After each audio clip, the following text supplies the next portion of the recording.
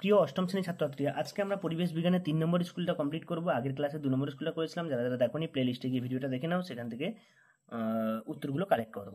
তো স্কুলটার নাম হচ্ছে শৈলেন্দ্র সরকার বিদ্যালয় গভর্নমেন্ট। এটা হচ্ছে কেমন একটা বানানটা ভুল, সিরকার হয়ে গেছে, সরকার হতো বা। তারপর দেখো একের দাগে এখানে 12টা এমসিকিউ প্রশ্ন দিচ্ছে, সেগুলো আমরা করব। বরফ গলনের লিনতাপ সিজিএস পদ্ধতিতে মান হচ্ছে কত না 80 ক্যালোরি, ঠিক আছে। সূর্য থেকে পৃথিবীতে আলো আসে কোন পদ্ধতিতে? বিকিরণ পদ্ধতিতে আলোটা আসে। জৈব অনুঘটক বা উৎসেচকগুলি সাধারণত ড্যাশ হয়, প্রোটিন জাতীয় যৌগ হয়। কি জাতীয় যৌগ হয়? প্রোটিন জাতীয় যৌগ। তারপরে বলেছে দেখো তাপমোচী বিক্রিয়ায় উষ্ণতা বাড়ে, কয়লার দহনে প্রয়োজনীয় অন্যতম প্রভাব হচ্ছে তাপ। পদার্থ কোনটি তড়িতের পরিবাহী অথচ তড়িৎ বিশ্লেষণ উত্তর হবে পারদ। বজ্রপাতের সময় কোথায় থাকা নিরাপদ? পাকা বাড়িতেই থাকা নিরাপদ। টিন ও সীসা দিয়ে তৈরি ফিউজ তারের বিশুদ্ধ তামার গলনাঙ্কের থেকে কম হয়। এরপরে দেখো কি বলেছে 10এরটা, এই 9এরটা, প্রদত্ত কোন পদার্থটি খোলা অবস্থায় ঊর্ধ্বপাতিত হয়? উত্তর হবে কঠিন CO2 বা কার্বন ডাইঅক্সাইড। পারদের স্বাভাবিক স্ফুটনাঙ্ক হচ্ছে 357 ° C। পদার্থ কোনটি জলকে সুপরিবাহী করতে মেশানো হয়? উত্তর হবে HCl বা হাইড্রোক্লোরিক অ্যাসিড। ভলিমিটার জলে তড়িৎ বিশ্লেষণে তড়িৎদ্বার হিসাবে ব্যবহার করা হয় প্ল্যাটিনাম, ঠিক আছে, প্ল্যাটিনাম।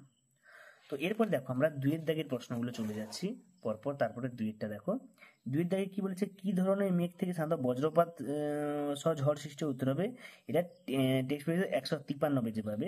তারপর দেখো 100 পেজে। তাপগ্রাহী বিক্রিয়া 215 পেজে। তারপরে দেখো সমযোজী তড়িৎ দুটো আছে, সেটা হচ্ছে জল হবে H2O। আমি একটি তড়িৎদ্বার, উত্তর হবে আমি ক্যাথোড, ঋণাত্মক প্রান্তের সঙ্গে যুক্ত আছে, এটা ক্যাথোড। তড়িৎ বিশ্লেষণে কি জাতীয় তড়িৎ ব্যবহার করা হয়? সমপ্রভা বা ডিসি। উনানের পাশে দাঁড়িয়ে থাকলে গরম লাগে, এটা হচ্ছে পরিচলন সত্যের উদাহরণ। আপেক্ষিক তাপের একক হচ্ছে জুল পার কেজি। তরল অবস্থায় কারা তড়িৎ পরিবহন করে? উত্তর, এটা টেক্সট বইতে 105 নম্বর পেজে তোমরা খুঁজবে, পেয়ে যাবে। Cu2+ আয়ন কোন তড়িৎদ্বারে মুক্ত হয়? উত্তর হবে ক্যাথোডে মুক্ত হয়। এরপরে দেখো আমাদের ব্যাখ্যামূলক প্রশ্ন একটা দিয়েছিল, সেইটা আমরা দেখব।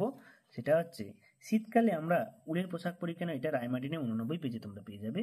এবং তোমার কাছে গরম খাবার অনেকক্ষণ গরম রাখার, এটা তোমরা পাবে রায়মার্টিনে, এটাও 89 পেজে পেয়ে যাবে। এরপরে আমরা পরের পেজে যাচ্ছি, সেটা হচ্ছে লাইফ সায়েন্স আছে এবং ফিজিক্যাল সায়েন্সে বড় বড় প্রশ্নগুলো আছে, সেগুলো দেখো, এখান থেকে দেখাচ্ছি আমি।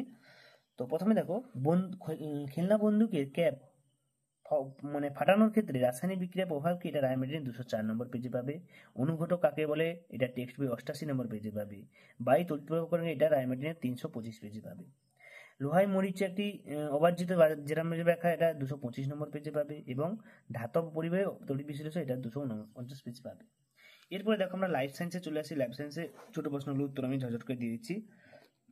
এগুলো সব বেশিরভাগ আমি বই পেজ নাম্বার দিচ্ছি, যাতে তোমরা কষ্ট করে খোঁজো। না পেলে আমাকে কমেন্ট করো, আমি সবই খুঁজে দাগ নাম্বার দিয়েছি, যাতে তোমাদের একটু অধ্যায় সম্বন্ধে জ্ঞানটা বাড়ে। একটি পটজগৎ দূর, এটা টেক্সট পেজে 189 পেজে আছে, পেয়ে যাবে। প্রণহিত প্রজনন রায়মার্টিনে 463 পেজে।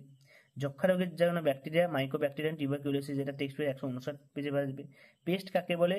টেক্সট পেজ 201 পেজে পাবে। এডস এর রোগের জন্য দায়ী ব্যাকটেরিয়ার নাম এডস হচ্ছে, এটা টেক্সট পেজে 160 পেজে পাবে। এটা দেখো 209 পেজে, 202 পেজে, 158 পেজে।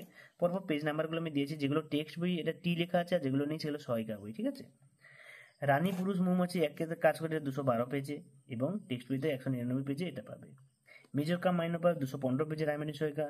তারপরে মিশ্রণ নিবিড় মিশ্রণ, এটা 217 নম্বর রায়মার্টিনে, এটাও 217 নম্বর। আর এটা দেখো ম্যালেরিয়ার উপরে একটি টিকা, এটা তোমরা লিখবে ম্যালেরিয়া রোগ যেহেতু মশা ছাড়ায়, ঠিক আছে, তার উপরে একটা টিকা, কিভাবে তুমি রক্ষা পেতে পারো। মশারি টাঙিয়ে ঘুমোতে হবে, বাড়ির কাছে আনাজে গানে পরিষ্কার রাখতে হবে। ডিপ লিটার পদ্ধতি মুরগি পালন করা হয়, এটা 218 নম্বর টেক্সট বইতে পেয়ে যাবে। এই হচ্ছে তোমাদের টোটাল 3 নম্বর স্কুলের প্রশ্নপত্র। তো পরের ক্লাসে আমরা 4 নম্বর স্কুলের প্রশ্নপত্রগুলো নিয়ে আলোচনা করব। তোমাদের যদি কোনো সমস্যা থাকে কমেন্টে লিখবে, যে যে প্রশ্নের উত্তরগুলো আমি বলিনি বা বইতে খুঁজে পাওনি সেগুলো কমেন্ট করবে, অবশ্যই আমি সেগুলো বলে দেবো। দেখা যাচ্ছে পরের ভিডিওতে। সকলকে ধন্যবাদ, পরের ক্লাসে আবার আলোচনা হবে।